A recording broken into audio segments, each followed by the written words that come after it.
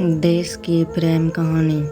एक समय की बात है, देश की सीमा के किनारे बसे एक गांव पर कुछ आतंकवादियों ने कब्जा कर लिया और वहां लूटपाट मचा दी। सैनिकों को सूचना मिली तो वह तुरंत ही उससे निपटने के लिए चल पड़े। बरसात का मौसम था, घनघोर वर्षा हो रही थी। इसके कारण छोटे छोटे तालाब, ताल-तलियाँ भी खूब विशालाए नजर आ रहे थे।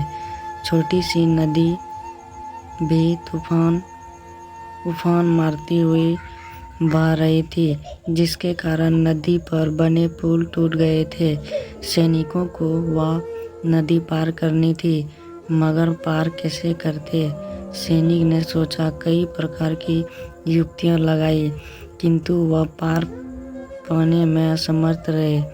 सैनिकों ने देखा कि पास में एक झोपड़ी है, उससे सहायता मांगी जाए। सैनिक उस झोपड़ी में गए। उस झोपड़ी में एक महिला थी जो दिन भर कार्य करती थी और अपनी झोपड़ी में रहती थी। उस महिला के पास अन्य कोई साधन या घर नहीं थी।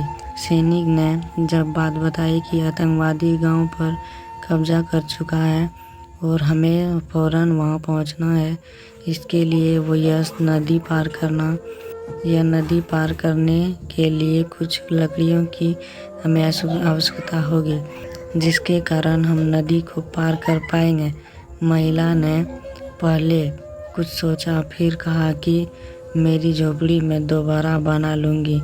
आपको जितना भी लकड़ी मेरी झोपड़ी से चाहिए निकाल लीजिए। महिला की इस देशभक्ति गदगद हो गई और यथाशीघ्र ही नदी पर एक पुल का निर्माण किया गया, जिसके सभी सैनिक के पार उतर गए। महिला इस देशभक्ति की सराहना जितनी करे उतनी ही कम है। सैनिक जल्दी ही उस गांव पर पहुंच गए जहां आतंकवादी ने कब्जा कर लिया था।